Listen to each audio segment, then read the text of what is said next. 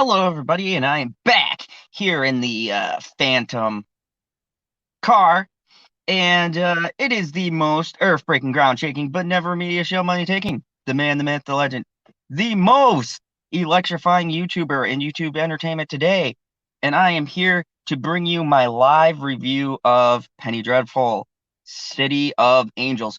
Now, I'm going to do these live uh, for the time being. I like to do them on Sunday night when it airs, but yesterday night was Mother's Day, so I'm a little bit later on this. So anyone who is watching this or who will watch this, I'll probably have these streams every Sunday night around 10 p.m. Central Time. So that'd be my time zone. If you're 10, then I'd probably be doing it whilst you're watching the episode. So the name of this episode is Wicked Old Town. And I got some feelings about this, and the show in particular. So what I'm going to do for these reviews is I'm going to give my non-spoiler review and my thoughts on it without spoiling it in the beginning.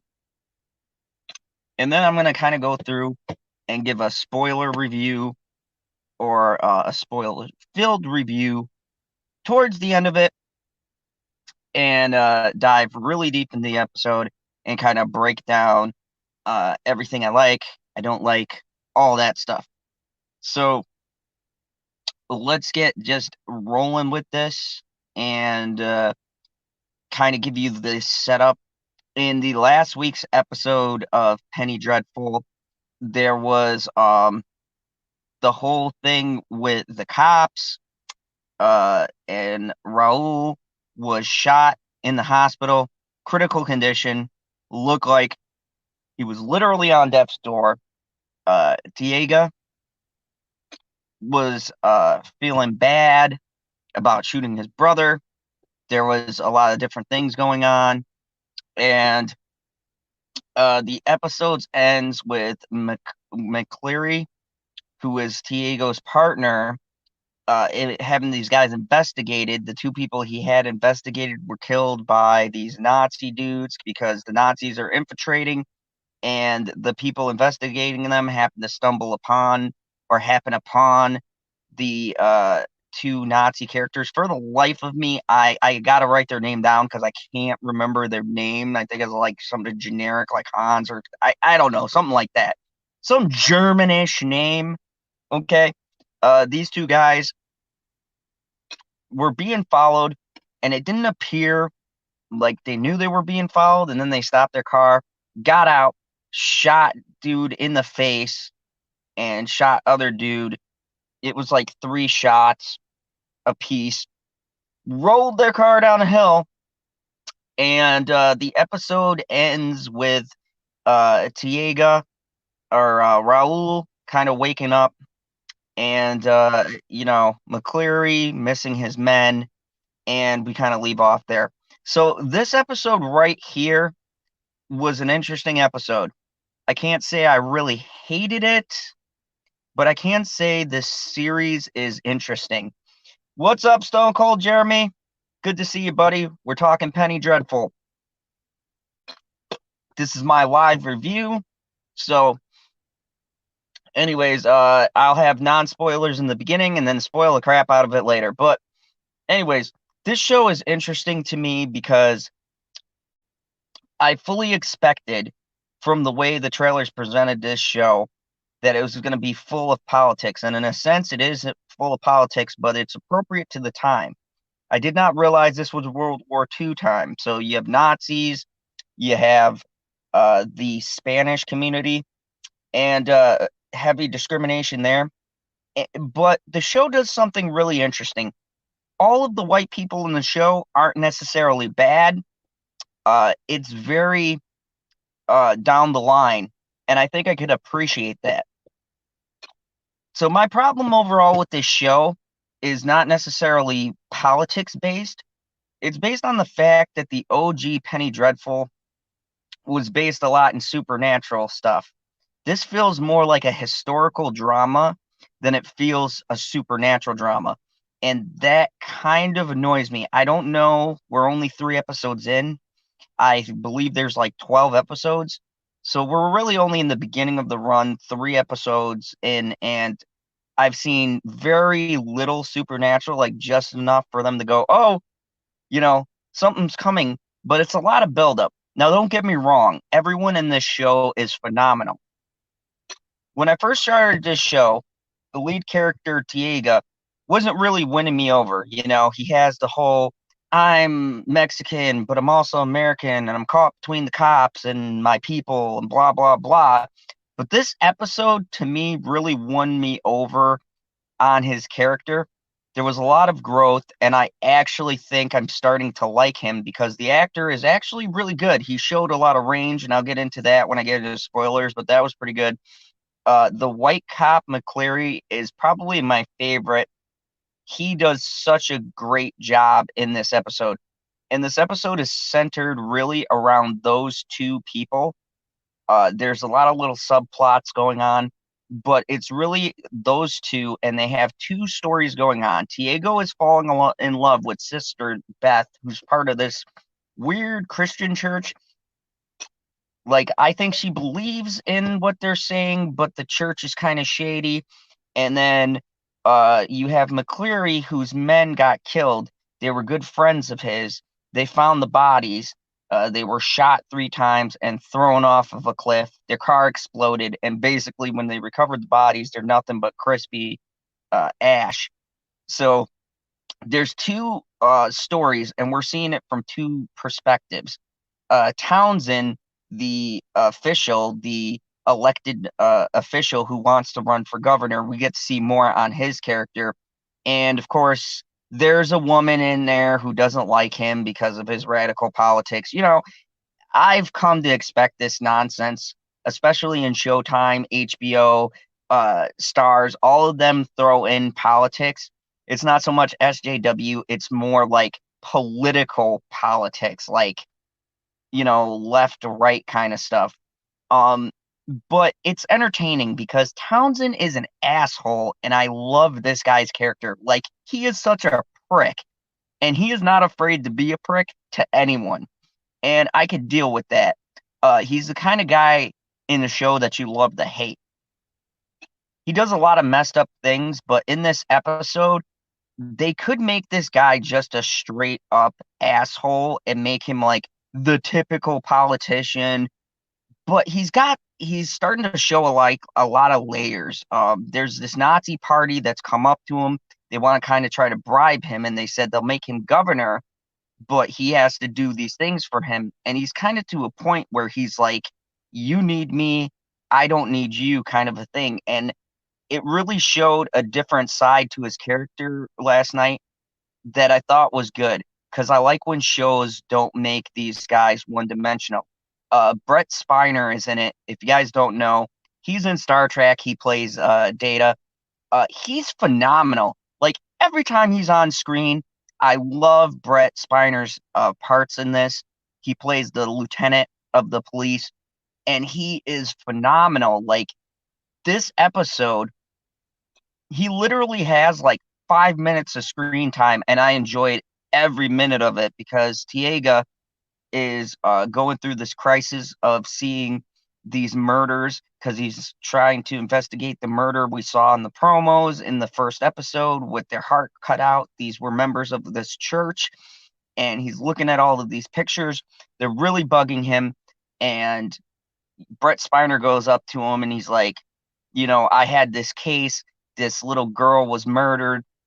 These children were being murdered, and I was on it for like a year. And Tiago looks at him and he's like, how do you deal with it? And he goes, I got some liquid courage in the drawer, and plus, take the day off.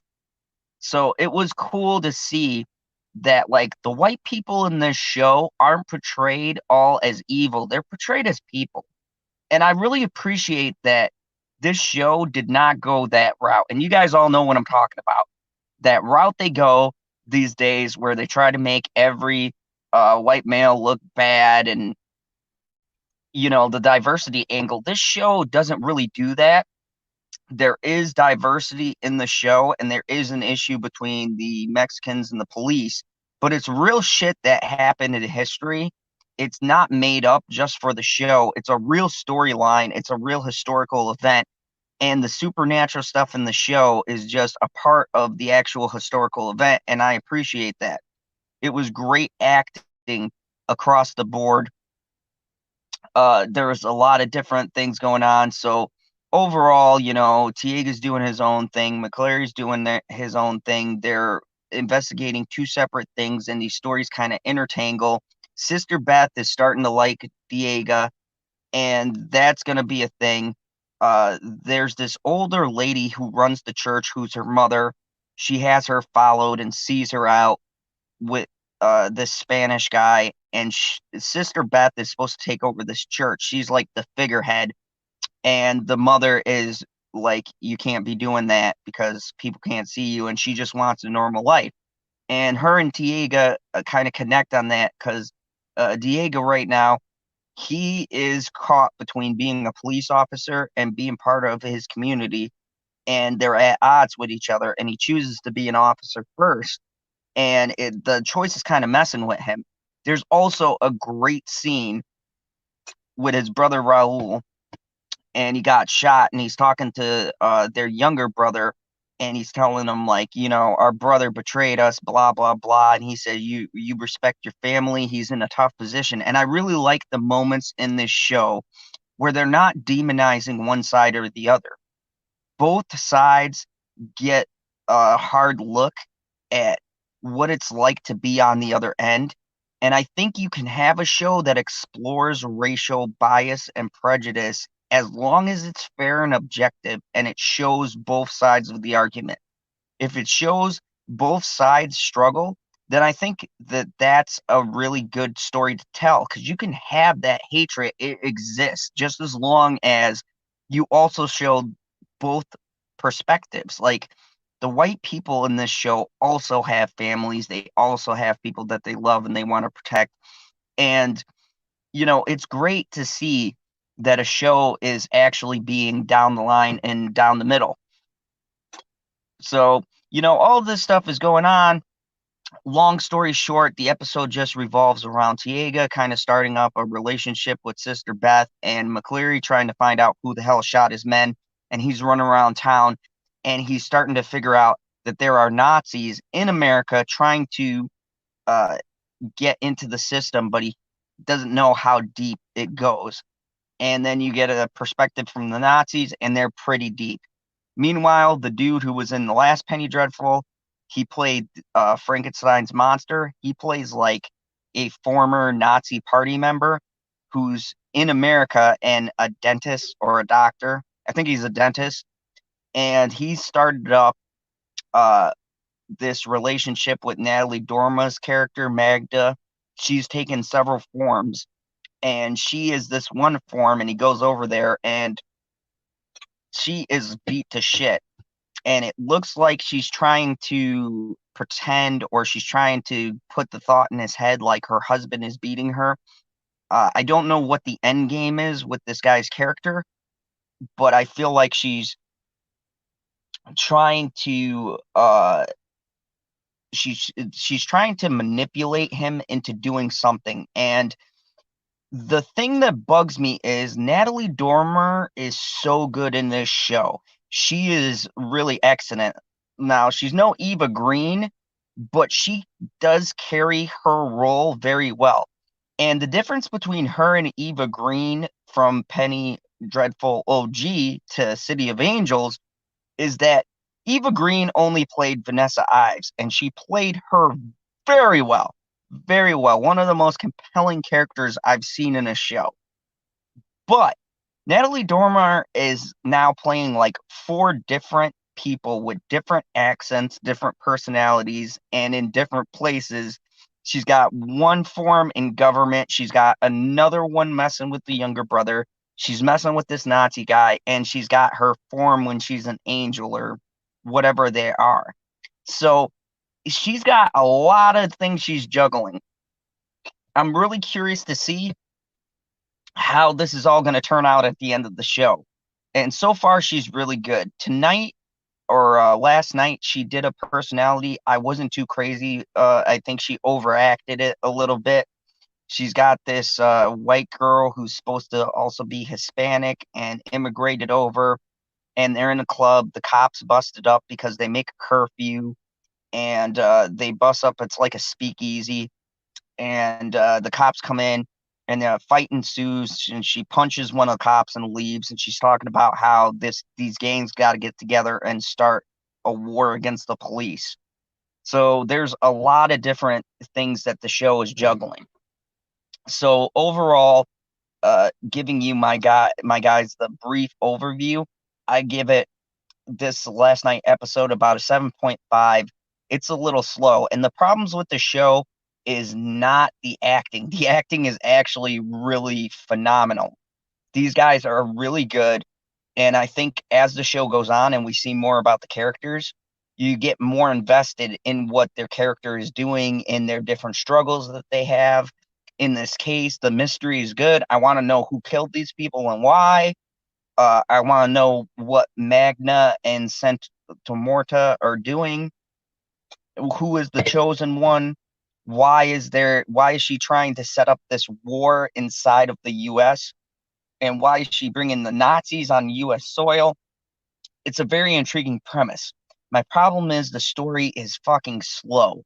It is a very, very monotonous, slow build. They took what they did in Penny Dreadful, and instead of making action first, they built the story first, but it's still unbalanced. There'll be a couple of supernatural scenes, and then it's just all talking and all set up. And while I respect that, it's not a historical piece per se, so it's kind of weird to see a supernatural show leaning so heavy on story and talking and dialogue and setup. Once again, 12 episodes and we're only 3 deep. Now, if I get to episode 6 and it's still slow, then we have a serious problem. But this episode was just the standard setting up this love story, setting up the Nazi things, finding out more about Magda. And that's the other problem, too. Natalie Dormer's personas, they all are different, but she doesn't have any backstory. And that bugs me. Vanessa Ives had a backstory. Even when you first introduced to her, you knew she did something messed up in her past. You knew she was connected to Timothy Dalton, his character. You knew that they had some kind of a bond and a love-hate thing going, but you didn't know why. And as the show progressed, they unfolded more about her past. But they gave you enough for you to care about the character. In this, Magda and Santa Morta are a complete mystery. I don't know their motives. I don't know why she wants to start this war. I don't know why she hates people so much. It's very, it asks you to have a lot of faith, and it's giving you all of the human shit first. And it's kind of, I don't know, it's kind of uneven in the way that they're deciding to deliver this story. Stone Cold Jeremy, I do agree with you. There is a problem when they muddy the racial waters with political bias. I totally agree. This show walks a very fine line when it comes to the politics. And I gotta say, if there's one thing this show is doing right, is that it doesn't demonize one side or the other. It walks a very fine line, and everybody has a motive and a reason. Like all of the main characters, okay, McCleary, Diego, Raul, all the people that you're seeing in the previews or in the show, you have clear motives for why they feel the way they feel.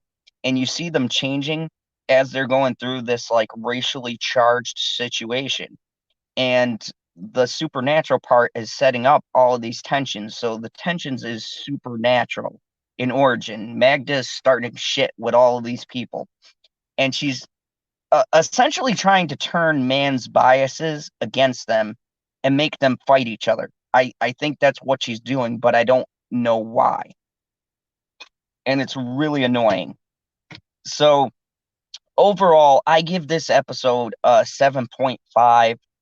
The last two were about a 7.5. It's not bad, but it's nothing mind-blowing yet. Like, if I was to go back and rate the first seasons of Penny Dreadful, that pilot episode and most of them would have been an 8 or 9. And then, like, the final would have been a 10 because it was so epic. This one is a very slow and steady, methodical paced storytelling. And I think what might turn a few people off is that it is not focusing on the creatures, but it's focusing more on building these different political characters and the time period and this revolution. And they're diving more into the humans first than they are the creature aspect. I don't know how that's going to play with people who are fans of the previous show because it's, you knew who Frankenstein was, you knew who Dorian was, you knew who the Dracula is, and all, the Wolf Man, you knew who all those people were. So just finding out shit about them was cool.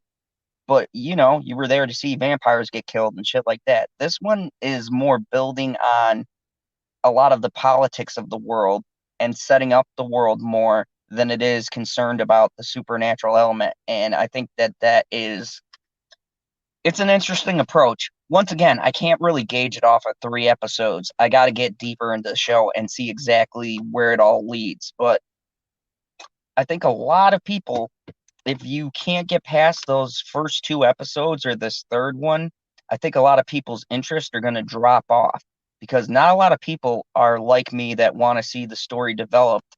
They want to get to the good stuff. They want to see stuff blowing up. They want to see, you know, her doing some stuff and influencing people or whatever it is she does. So let me highlight some of the cool scenes in the show.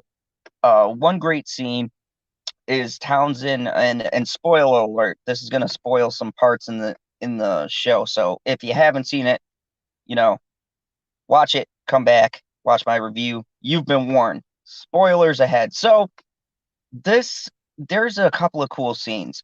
One scene in particular that I liked, and I got to give them props because if they're trying to save money, they have some really good special effects in this show. The last couple of episodes, they showed one where she pulled like a child out of her and then put it back in her. Uh, the effects they throw out there are cool. The very first opening shot was a big field of fire. So, I mean, they really put a decent amount of budget. In this one, Townsend gets into an argument with the Nazis. Basically, he tells them to go fuck themselves. Well, actually, verbally, he says, go fuck yourself to the head of the Nazi party. Fucking hilarious. This guy is like becoming one of my favorite characters. And Natalie Dormer is kind of mad because she wants this guy for some reason to be in power. This is like a guy she's been grooming. And so they walk out of the meeting, and when she's with him, she has this form of this older lady, and she transforms into her younger self and walks past these mirrors. And as she's walking past this store, all of the glass is shattering and it's like washing over her, but it never touches her. It was amazing. Like, it was a simple special effect, but the way they did it, they blew out the windows and she's walking through the glass as these windows are all just blowing out. And when she's in her angel form, apparently no one can see her. So it's just these windows blowing out for no apparent reason. That scene was pretty cool. Another great scene, and the MVP of this episode, the best actor, would be the guy who plays McCleary. I believe his name is Scott Lang or something like that. He's an old school actor. This guy in this episode delivers one of the most emotional moments I've seen in a very long time in a television show. He finds out his best friends. Yeah, that's right, Stone Cold Jeremy, like a Michael Bay movie. Yeah, yeah, I agree. I totally that hey, that's why I'm still in this show. I like world building and I like character development. I just like that if they paced it a little bit faster, it's very slow. But if you're into that stuff, man, check this show out. It's pretty cool. But yeah, the guy McCleary, this guy, the acting in this episode, I would put it at an A. While I wouldn't give the episode like an A rating just because of how it's paced and the story jumps all over the place, the acting is phenomenal. There's a part where he finds out his friends die and he goes into this hallway and he rips the collar of his shirt and he starts crying. And this is a guy who makes jokes. He's a man's man, and he like goes into this empty hallway and just breaks down. And then the next scene bounces back and he's like this person, right? He's got his partner Diego, who's emotional. Like the Hispanic guy is the emotional guy. This guy makes jokes and is level-headed, but already you see that the job gets to him, and I loved it. There's very few actors who could, you know, pull off two dual roles like that. And so far he's been tough, like, you know, get on the horse, you got to do this. You know, Diego shot his brother. He's like, you did what you had to do. You saved my life. Don't feel bad. And then his friends die and he lets no one see him cry, but he breaks down and then he wipes his face off, fixes his shirt, and goes back to work. And there's something about that moment for me that I really liked about this episode because I like the way that these actors can switch. They're very good talent in this show. And most of these people are unknown, and it is a great display of people purely acting. Um, the guy who was in the original Penny Dreadful, I believe his name is Robert Canary or something. He played Frankenstein's monster. He plays this guy who is a part of the Nationalist Party, and he is so good. He could be this kind, friendly, I'm from Germany. He's got the accent doctor. Everybody loves him. And then he goes back home and you see his disgust for being in America and having to change his ways and stuff like that. And the way he switches roles. And like, this is a guy, if you saw him, he'd give you a lollipop, you'd be like, yo, that doctor is the best. And meanwhile, he's talking shit about you in the other room. And it's great. There's a lot of good acting on display. The weakest points in this episode, I would have to say, is the person who plays Sister Beth.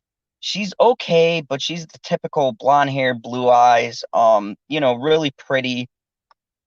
She tries to show a lot of emotional range and like, I'm trapped in this system, I'm in this church and they don't let me do what I want to do, that whole shtick.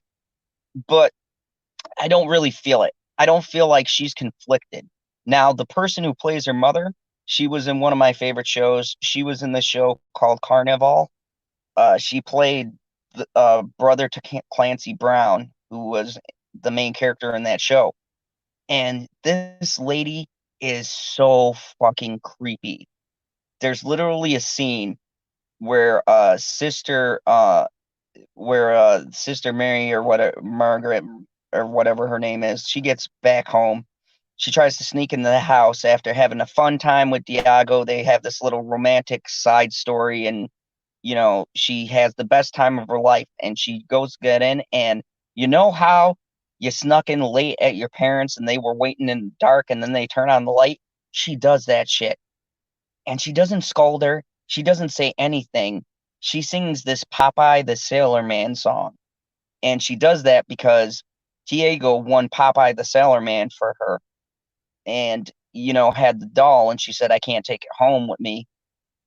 My mom wouldn't like me out, blah, blah, blah. And she starts singing that, like, I know what you did. I have you being watched, and then clicks off the light. It's the creepiest fucking scene ever. I just like, this lady waited in the dark for who knows how many hours just to do that whole thing. Like, there is something underliningly sinister about her character, and I honestly think she had the petitioners killed and made it look like the people who live across the way in the Mexican town. So, I mean, there was a lot of good acting moments in this scene. Tiago, like I said, he's been winning me over through the course of these episodes. The first episode, I thought he was kind of whiny.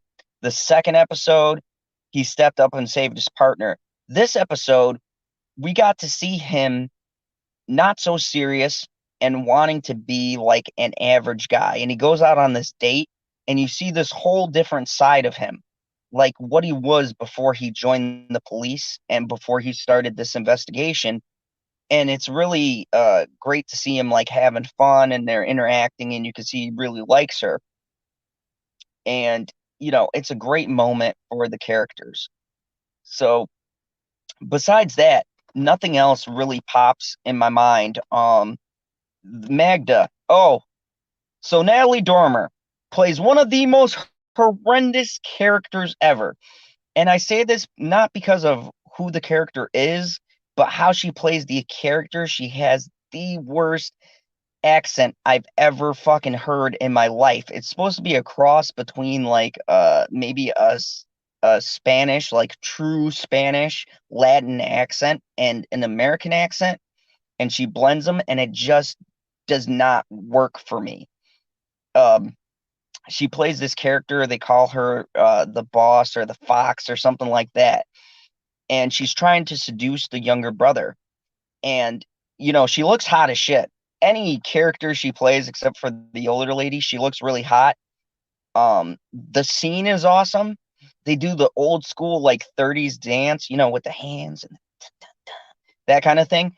It was pretty cool. I liked hearing the music. I loved the dance, and she killed the dance. Like they're spinning around, they're doing the little jazz hands, they're doing the Charleston shuffle, whatever you call it. I mean, it was an awesome scene, a nice 30s dance, a good throwback, and it made me feel like I was in the time period. And that it's like a good like 10-minute scene of them just dancing and switching partners and things like that. And it really makes you feel like you're at the bar and in that time frame, and you're in that kind of location, and there's like good vibes around. But her accent kept on taking me out of every line she delivered. This is the only character that really annoys me, and I hope it's not a big one, because she does the worst Hispanic accent I've ever heard. It's like me trying to do a bilingual accent. It just it doesn't sound right. And for her, it sounds like she's overacting it, and I really didn't like it. It was the first misstep I've seen her, and this is the problem with her taking on so many characters. She switches the way that they talk, the way that they move, their different mannerisms. And for the most part, for the first three characters they introduced, she's done a tremendous job. They are all clearly different. She's got a really good German accent, but when she tries to switch to that Spanish accent, it just sounds fucking horrendous. It sounds overacted. It sounded terrible. And then they threw in a really like on the nose line. She's talking about how we need to fight the police. We need to stand up for ourselves. And she goes, it doesn't matter if I'm gay or Chicano or a woman or stuff like that. And I go, okay, I see where you're going with this. Let's not go down this route. And luckily it's a small scene, but it's one of the plugs they throw in there, diversity. But I mean, all in all, it's just a little thing. It was just the way the line was delivered. This character and the way she plays it delivers the lines very badly. Like it's an accent like Al Pacino doing Scarface. It only that one is charming. Hers is like way over the top. I did not like it. I like the red hair though. She has like red hair and like these suspenders and stuff. And I was like, all right, I'm feeling that. And then she started talking. I'm like, good God, woman, you cannot do a Spanish accent. Stop talking. It was terrible, horrible. But I'd say that ruined the whole jazz club scene, because right up to the point she started talking a lot, I was down. Like when where they first introduce her, she has a very underlining accent, and I think they should have stuck with her kind of talking a few words at a time. pacing it, and then when she starts going on and on and on, and it's like, but I mean, that aside, I'm nitpicking the episode. The dude who plays the head of the Nazi party, this guy is, yeah, I agree, Stone Cold Jeremy. I like me some redheads too. I'm a sucker for Black Widow. But yeah, I mean, I had no problem.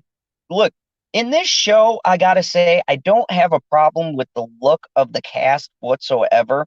If we're talking about money, I could see they didn't go heavy on the creature effects per se, or the stuff blowing up.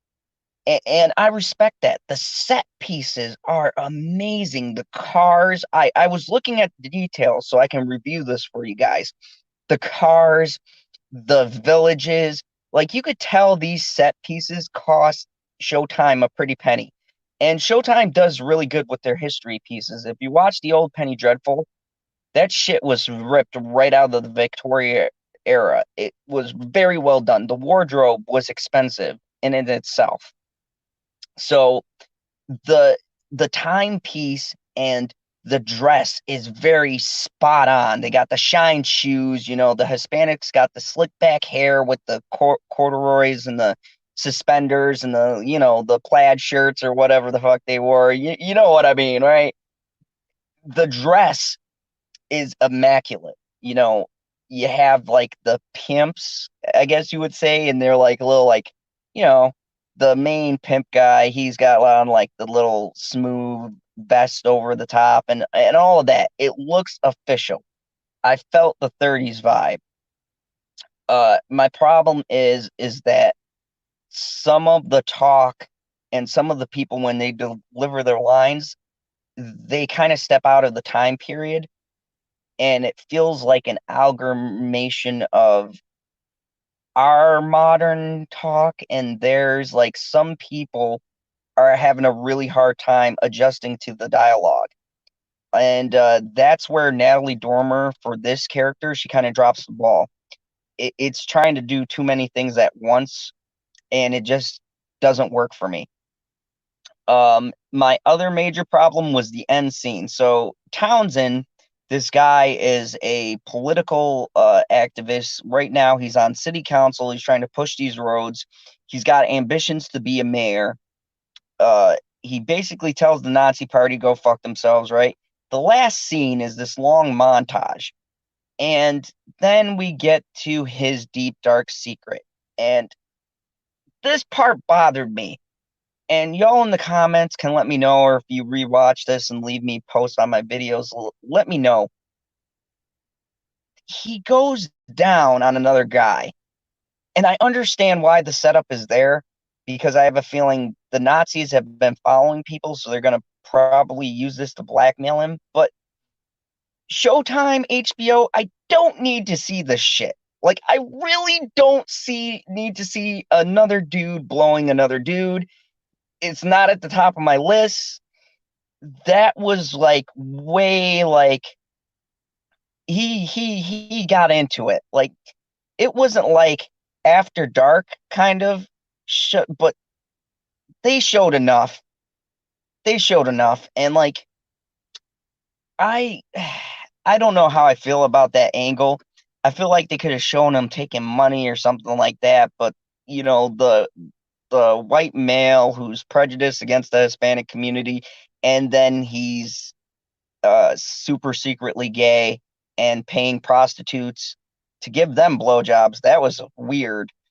But I felt like that scene was not needed whatsoever. I saw that and I was like, oh god, oh yeah, they're going there. And it's one thing to kind of imply a scene, but they like linger a couple of minutes in that shot, and I'm like, oh, okay, let's move this along. But overall, the episode ends surprisingly tamed, and that was my other issue with this episode. There's not really a hook. Every time you end a television show, there should be something that grabs you where you go, oh crap, I got to see it the next week. So let me give you an example. The end of episode 1, they had Magna and uh Santa Morta stare each other down and police officers fighting each other in the back. The end of episode 2, Raul wakes up and he's supposed to be in a coma. And he wakes up all bloody and grabs his grandmother. This episode, it ended very calmly. Like, nothing really happened. And it's a weird way to end because there's no hook. It's just like the stories were wrapped up. We found a surprise that the church might be involved in the murder and that Sister Beth might know. And Tiega's starting to catch feelings for her. So he's gotta like decide how much he wants to go into this investigation. He didn't tell his partner he went on a date with the suspect. So that shit's going to bite him on his ass. But other than that, it was a very mild ending. I didn't expect them to leave off with everything kind of tied up, and it doesn't leave any questions for me, except for the ones they're already posing. And that's another problem for me. Anytime you end the end of the episode, you should have something that draws people back in. You need a hook. You need something that gets people to say, oh my God, I've got to tune into next week and see what's going to happen. And that's a problem with weekly shows. And this show takes a different approach, and it feels just like a wrap up to the end of the episode. And then, okay, that's it. We're done here. I mean, I didn't feel like they were inviting me to come back. It was just like, oh, shit, it's over. They do a montage of what these people are doing, end credits, and then, we're done. And I'm like, well, that's an interesting way to, to end the show. I mean, maybe I'm coming off of Clone Wars and these things, and I'm used to seeing like an exciting ending where I'm like amped up. This one kind of left me off like on an even plane. The mystery is still there. You now got dead police officers, but you know, yeah, useless scene is pertinent to the story to help define a character's choices a character makes. Some things shouldn't be in the story just for the sake of shock value. I agree. Stone Cold Jeremy, I agree. I'm okay with having the storyline that this guy is super secretly like maybe bisexual or gay or whatever. I don't have a problem with that being part of the storyline. My issue with it is, like you said, Stone Cold Jeremy, it felt like just a shocking thing to do.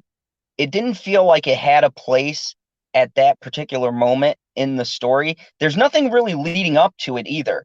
It just like the scene comes out of nowhere, and that to me just feels like something that the writer wanted to throw in. It doesn't feel like something that they've been leading up to. And this is the other problem with the show, is that a lot of these things that happen, they kind of come out of left field and there's no explanation given. It just kind of happens and you're supposed to take it on face value. And I have an issue with shows that just throw a bunch of stuff out there because I feel like they're not being creative or organically leading the characters to stuff. It's just like, boom, this happened. Okay, now this person feels this way. And to someone who's not analyzing it, to someone who's just a casual viewer, and you see all this stuff coming at you, and it's hard to make heads or tails of what's going on. All right. If I was a person who'd never watched Penny Dreadful, this is my first time ever watching this kind of a show. And on the tagline, there's like a war is coming, blah, blah, blah. And you see a field of fire and you see like windows blowing out. And there's these two women, and they're fighting. And clearly one's good, one's evil, right? I'm expecting an end of the world kind of story. And then I get Nazis and a race war and all this other stuff and a murder mystery. It feels like they're sewing a lot of different stories, and I don't know how they're going to converge it because I feel like he's trying to make 3 different arcs and then bring them together. And when you do that, each storyline is going all over the place. So it's really hard to keep track. I had to take notes and write stuff down like 2 or 3 times to kind of find my place and to try to relate things back to the previous episodes. And if I have to do that and I pay close attention, the average viewer waiting a week is going to have a spectacularly hard time trying to keep everything aligned in their mind, and eventually they're going to lose interest. And I would hate to see this happen because the show isn't that bad. The acting is really good. The premise is interesting. The intrigue is there, but it's just a little messy, and there's a lot of things spinning. And, you wrap one thing up with 5 other different questions. And I hope that by the time I get to the end of this season, like 90% of my questions will be answered. Because right now, to be perfectly honest with you guys, I got about 50% of the story. The rest of it, I am completely in the dark about what the hell connects to what. Like, for instance, the German doctor, right? I know he's a part of the Nazi um regime or whatever, and he's trying to preach that, we need to not America needs to not worry about what's going on in the rest of the world and all this stuff. But I don't get where his character is going to fit in with the other 2 characters that are established, right? How does the cop come into this? How does the church play into that? Because they all feel like they have their own unrelated story. The only 2 people I can really connect is Tiago and McCleary because they're partners. Those are the only ones that really intersect for me. This lady, she has to do with the cop guy, Sister Mary. I mean, she has to do with the cop guy. Uh, you know, this Nazi guy has to do with the senator. I mean, and only him and the cop story convert. It's very confusing, okay? If I sound like I'm confused or it's hard for me to explain, it's because it's hard to explain. It's like you got to take notes every single week, and it's really exhausting. Like, I might just sit down and watch all 3 of these episodes again and kind of just go through it and see if it starts to make sense as I go through the whole thing. But I feel like this is a show that we're going to wait until we get to like episode 6 before all of this shit starts intersecting and making any kind of sense. And like I said, this was the problem the original Penny Dreadful had. There was a lot of supernatural stuff. Uh, the same writer from the first one is writing for this show. And I think he thought the problem from the first one is that there was too much supernatural, so he's trying to do more of the story, which fine, that's fine, but he's completely taken the supernatural and put it in the back seat. And he's made a lot of story threads in place of all of the action he had before.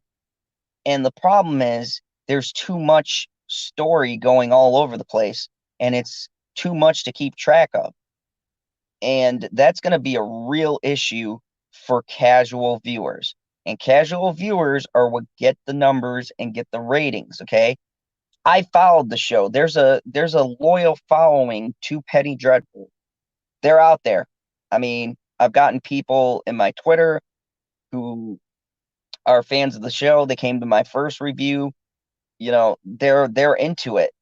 They're digging it. But for someone who's just coming from the outside, you've never seen this show, never heard of it, and you're just dropping into this particular uh incarnation because it has nothing to do with the original. I think it's its own thing. You are going to have a really hard time trying to keep all of this shit straight in your mind. You're going to be wondering what, and they jump back and forth like a lot. Like, they'll be showing a cop and then they'll do a quick cut and they'll show the other cop and you get 5 or 10 minutes, and then they'll jump back and then they'll show this, and then they'll jump to the younger brother and they'll show that. And then at the ending, they showed all the scenes together. And, it's very jarring. It's very jarring. It's very hard to keep up. And that's why my review is a 10 or a 7.5, is just because, not because there's poor acting, Not because there's a lot of politics or SJW nonsense. None of that stuff. It's just fucking confusing. It drags at points, and it's really hard to see where this is all heading. But this is episode 3. Okay. My job for you guys is to break it down, analyze it, and just give you my perspective. Maybe I'll get someone in the comments who will explain some things to me and I'll get a better understanding. I go to spoiler review and things like that, and I see what they piece together. Maybe I rewatch it and I pick up some things I missed along the way. But it's a bit of a confusing mess right now, and I really hope that he tightens up this story, because as it stands right now, there's shit all over the place. Like, we just came off of a police riot, so he's closing that out, and then you got another police riot in this jazz bar, and then you've got this corrupt senator dealing with these Nazis, and then you got the Nazi doctor falling in love with Natalie Dormer, who's being abused by her husband, and you have no clue why that's relevant. And then you got Tiago and McCleary doing a murder investigation. Slash McCleary just found out his people were killed and it was by a Nazi, so now you got them intersecting, and it's just like, oh my god, like, I think he needs to pick one or two things and hammer them out. I think I heard, who was it I was listening to? I think it was Thoralis reviews, or Theoris. I, I I heard a review and he said the same thing that I'm saying. It's that the story takes a lot of turns, and he needs to pick a path.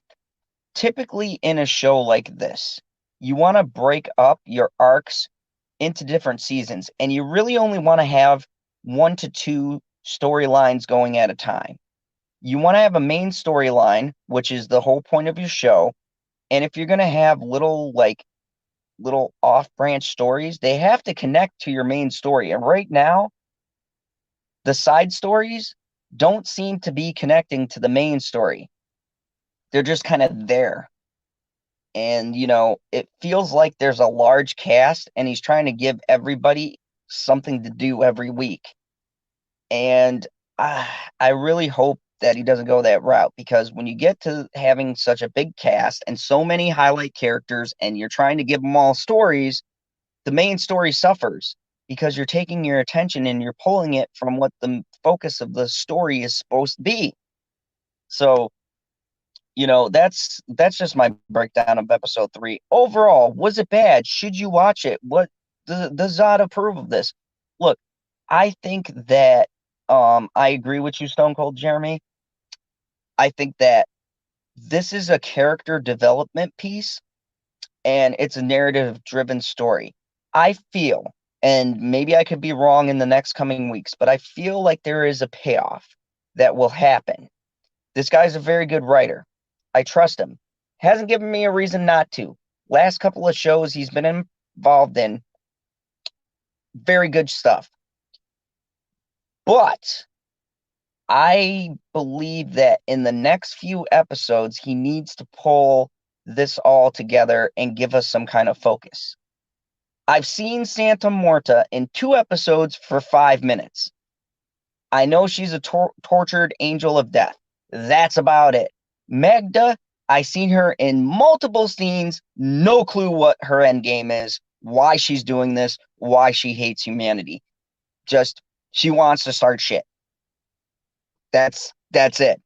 So I really need, within these next few episodes, to see them starting to bring this story into focus, because 3 episodes is a lot for people. Your first episode gets a pass. Your second episode, people start to make a good judgment. By the 3rd episode, people are either in or out. And this one was a very lackluster way. There was nothing exciting towards the end. It really just wrapped up stuff that happened in the 2nd episode. And, I don't want people to start dipping out, especially when the talent is there. Like, the acting for the most part, I would give a straight up 8 or a 9. The acting is solid. The camera work and the way that they frame shots and the backgrounds and the dress and the wardrobe and the makeup and the hair design, that's all like spot on. They've hit the 30s great. They've hit that time period well. There's a lot of intrigue, but the story lacks a lot of focus. I think that he needs to start reining it in. You know, I'll know by episode, when we get to episode 6, if shit hasn't gone down, then the show is going to have a real problem. And I got to be honest, I normally check ratings. I haven't checked the ratings. I know that the first episode did fairly well. I haven't checked episode 2 or 3 ratings yet. But this is about the point where people start dipping off. So, and these days people have a short attention span. You really need to in your show, you need to have something to keep them engaged. And this episode was just kind of, meandering. The love story was okay. It was well acted. But like I said, it dragged stuff down. The stuff with McCleary was really good. Excellent stuff. The whole him finding out his friends were dead, finding out there's a conspiracy. I like that. That moved the story along nice. The senator stuff was good until the very end scene. I don't need to see another dude blowing another dude. Sorry. That is just fucking gross. And that guy looks disgusting to begin with. So seeing that scene at the end, if we could never show that again, that would be great. And Natalie Dormer never needs to do a Spanish accent again because that was fucking horrendous. Other than that, the show's all right. I'm gonna hang in there. I'm gonna bring you episode 4. I'm gonna do episode 5 and 6, and keep on going. I'm gonna sit this one through. Let me tell you something. This show is way better than Batwoman. I've been doing reviews for that, and it's great to watch a show that actually has acting and characters and a story and stuff like that. And if I sound like I'm shitting on the show, I'm really not. It's just my job as a reviewer for you is to bring you this stuff. Thank you. Thanks. I appreciate it, Stone Cold. And yeah, if you get that month trial, man, definitely check this show out. I would almost wait. This is the kind of show, honestly, I think if it like gets released on Netflix, it'll be more beneficial.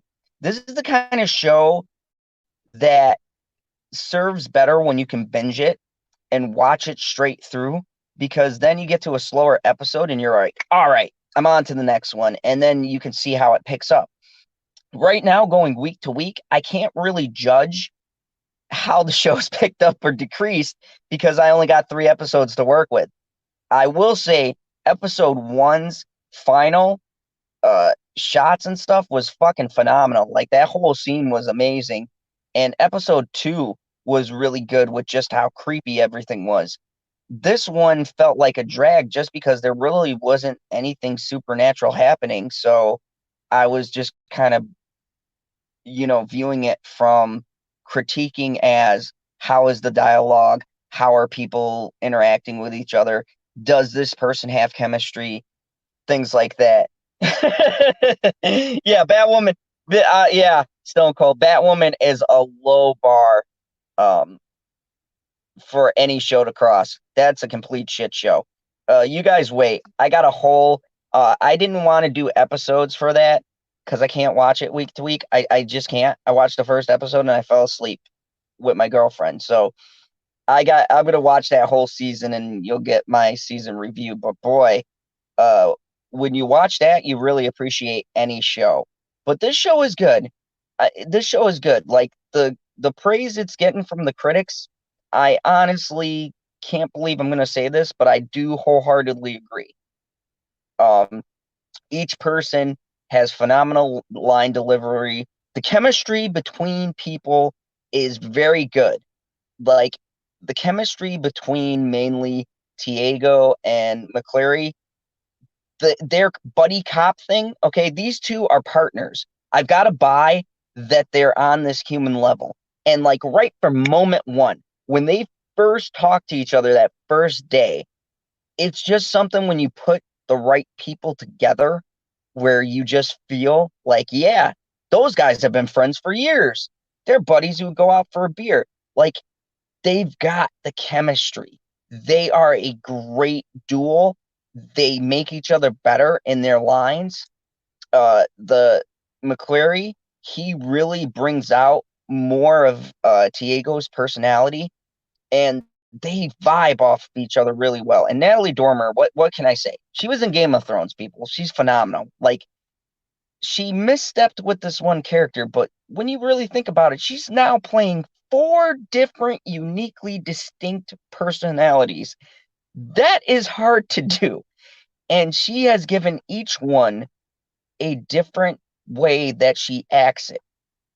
And I was watching today, and like, it's amazing. Every single one of them have different things that they do.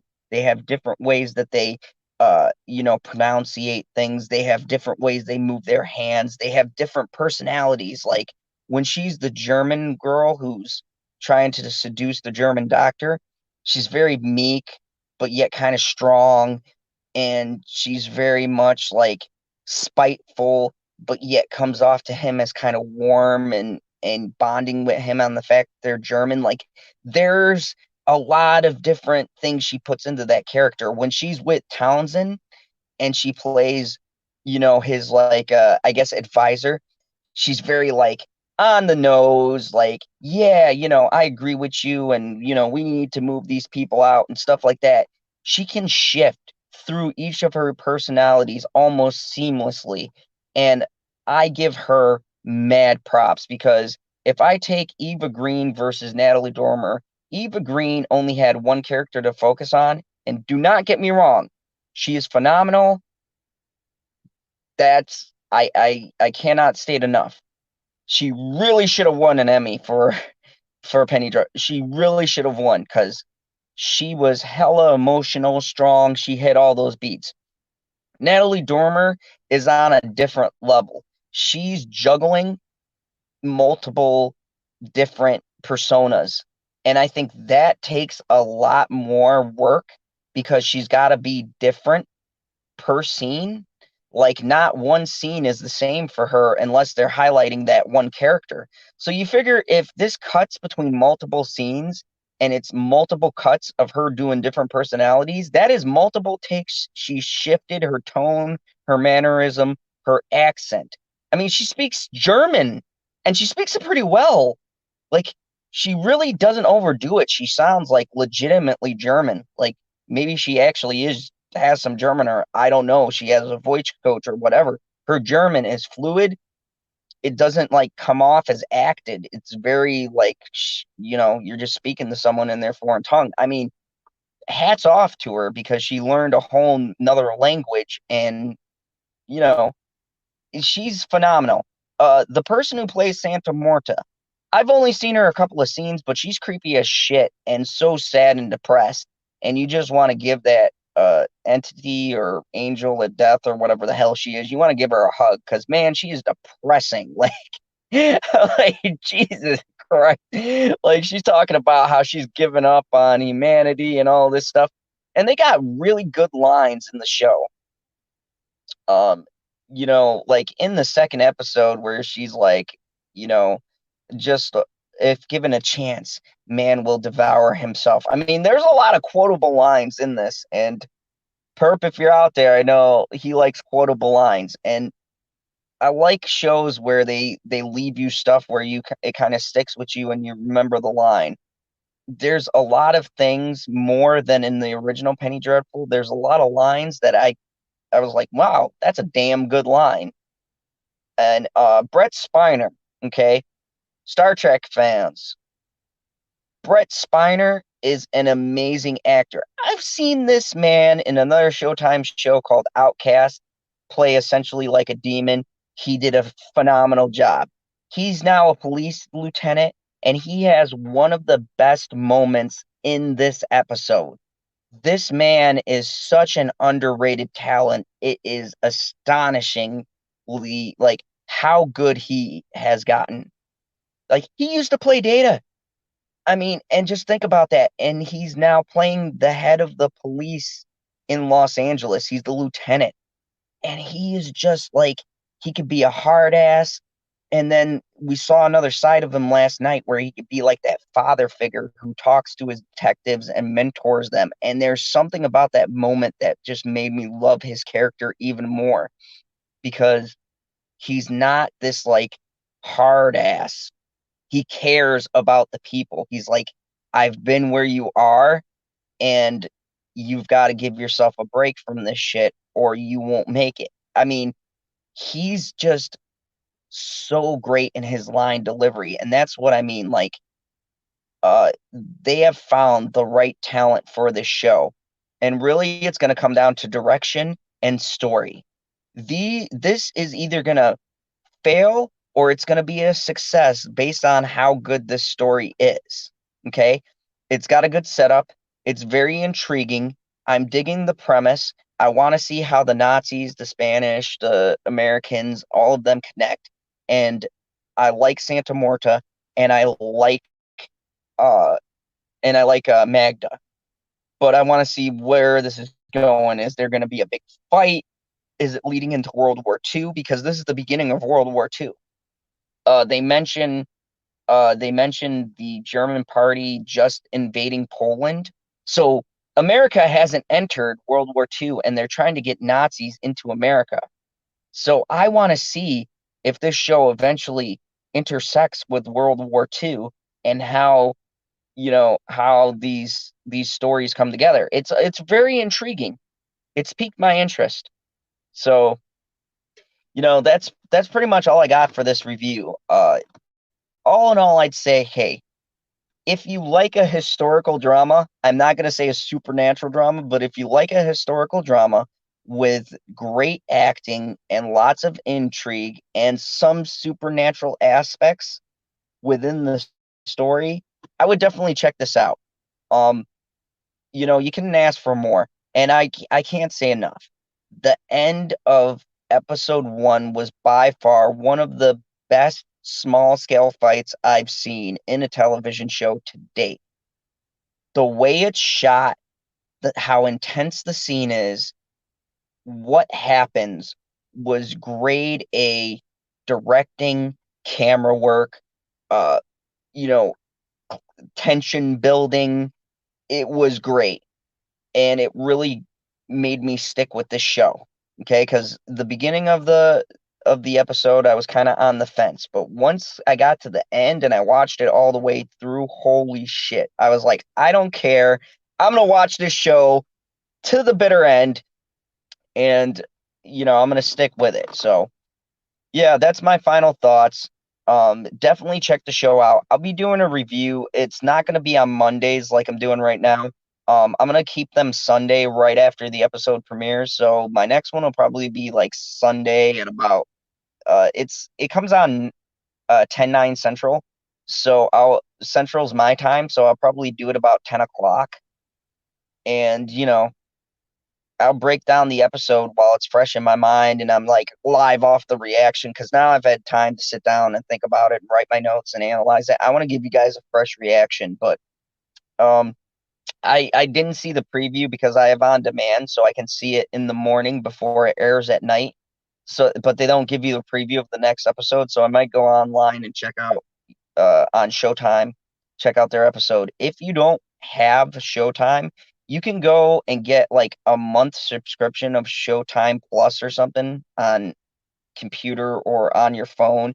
You can get it for like I think you can get like a 30-day trial or something like that. I would honestly wait until like 6 episodes have come out and then I'd get it and I check this out. And if not for this, you can watch OG Penny Dreadful too. That's a win. And Billions, I'm gonna be doing my review on Billions because that show is boss. So yeah, I agree. The World War time period, I'm hoping it doesn't drive the story. Yeah, yeah, I agree, Stone Cold Jeremy. I'm hoping that this is not like the plot point, but rather just something that's happening. And when I watch the show, I gather a feeling that because it's set in this time period, they're mentioning it, and it kind of heightens to the suspense. The guy who's the road commissioner or whatever, Townsend, he's more in the Nazi storyline, but it's kind of intersecting with McQuarrie because he had them followed and his people got killed. So now he's starting to uncover this thing. Um, I don't know where it's all going, but I think they're going for like Nazis are in the US and they're trying to infiltrate various uh, positions in our government or proxies. So, and that's believable. Look, it's war. You can't tell me there isn't spies. We have spies everywhere. There's spies here. The shit happens even in modern day. So, as long as that's not like a big point, I hear you. I can get behind it. But the big thing that I think they're really highlighting is the Mexicans versus the police and this real big tension. And look, this is what I like about the show. Magda is playing on people's hatreds and inherited biases. So it's appropriate that there's racial tension because she is like trying to prove to someone, they haven't said who, but she's trying to prove that man is um a creature of their own instincts. They are self-absorbed and in the end they'll eat each other, basically, is her philosophy. I don't know why she feels this way. I don't know why she's so pissed off and wants to end everything, but I'm sure as we go through, they're going to explain why she hates humanity. But something or someone really pissed her off because she is like wanting to end it, and she's kind of laying the roots for all of these different cultures to have this like multi-tier cultural war. She's messing with the Germans, she's messing with the Mexicans, she's messing with all these other races, and she's trying to, like, I don't know, prove that man in general is inherently scumbags. That's what I got from it. So, I mean, it's intriguing, and on some levels it's true. And if that's a message that this show is going for, I can respect that because of how the person is telling the story. When I watch an episode, I don't feel disrespected. I don't feel like the show is attacking me. I feel like it's a lesson on the way people are and that people have inherited biases, and it doesn't mean that it's exclusive because the Mexicans are prejudiced against the Americans too. Like, they'll play the whole "we came here and we work hard," but there's some like really prejudiced Mexicans in this show too. So he plays the line very fine, and it's tastefully done. And I can deal with a show that has a message like that, like I said, as long as you keep it down the middle. If I can see both sides and their perspective and how one side is not bad inherently, it's just things happen that shift perspectives. I can respect that. I respect that message. So, who knows? He could go off the rails and it could just become a total shit show. But for right now, the show walks a very fine, morally gray line. And what I get from the message of the show so far is that people are inherently biased. People are inherently prejudiced. And you know what? It's true. That's the truth. And you see some people that don't outright come out and say it, and then you see people who act like they're prejudiced, but they're really not. But it's like they're just trying to fit in. And I respect that because I've seen it in real life. And if you're going to approach a subject about this, then you need to come at it from both sides of the argument. And this show does that. And I'll tell you, from the trailers, I didn't think it was going to go that way. And to be honest with you guys, I thought this was going to be one of those white people are bad, you know, America is bad, but it's really not. It's saying people are inherently bad. People are inherently prejudiced. People are inherently evil. People inherently do fucked up shit to each other. And there's no rhyme or reason for why it happens. There's no rhyme or reason for why hate starts. It's just there, and it grows and grows and grows and grows until it explodes. And that's what happened in the first episode. They tried to talk, and then it didn't work, and they tried to stand up, and then it didn't work, and then Magna came and made one guy just a little jittery, and bam, the powder keg exploded. And I like it because it's realistic. It's not saying that the cops were wrong or that the Mexicans were wrong. It was saying that all it takes is one little misunderstanding to start a whole bunch of shit. And that's what happened. The situation was being diffused, and then that guy shot off his gun by accident, and shit went down. And he didn't even hit it, or no, he did hit someone. But I mean, the point of the matter is, it took one little thing to spark uh, a big, basically, riot. And that's what happens with riots. One tiny thing triggers, and you've got a whole bunch of mess. And if people would have just tried to do what Tiago was doing, he was coming out as being the ambassador for both the cops and the Mexicans and trying to bring the level down. And then it just took that one little thing, and it was out of his hands. People started shooting people. He had to jump for cover. Shit went down. And I respect that. I really do. I respect the fact that this story has the balls to show that kind of content and to not be one side or the other. I respect that they show the Americans, the Caucasians, whatever you want to call them. I respect that they show them in a human light, and I respect they show the Mexican culture in a human light, and they show that they did struggle and that there was prejudice and things like that. I respect that they're coming at it from two sides, and it's not just one narrow point of view. And as long as the show keeps that way, I will continue to watch this. The minute they lean too far left or too far right, I can't do it. But for right now, it's right down the middle. And I'd suggest, if you guys got free time, watch it. And if you like my reviews, hit the like button. If you have questions, leave them for me in the comments, or if the video's over with, leave me a comment and I'll get back to you. Or if you want me to throw some more things in these reviews, let me know, because I love doing this and I love interacting with everyone. And I hope someone gets something out of this, and this review wasn't confusing.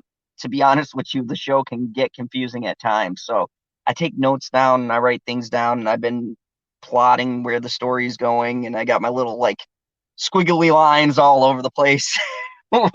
When a story deviates this way or that way, I kind of draw a line and I go, okay, this guy's going over here, and then if it comes back in, I'm like, all right, it's going to this point here. So I want to keep it in perspective so that when I'm giving you guys a review, you guys kind of know the beginning, middle, end, and you know whether or not it's worth you checking out. But honestly, right now, 3 episodes down, go to Showtime, check them out. If you're interested in the show, it comes on 9-10 Central on Sundays. And being that I'm really liking doing these live reviews, I might do a review on Billions, because it's one of my favorite shows that I think Showtime has ever made. I love Damon Lewis. I love Paul Giamatti. It is it's a great show. So they're in their 3rd episode, I think. So I might do 2 episodes and then do a live stream for that too, because that show is just amazing, and it's in its 5th season right now. So I'm really hoping to keep that going, because my God, what you want to talk about all acting and no action?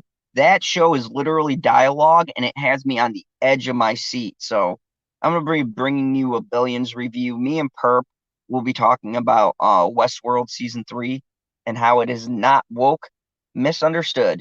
So I'm definitely going to bring you that review. And I got my late night weekends starting Friday, and we do one Saturday.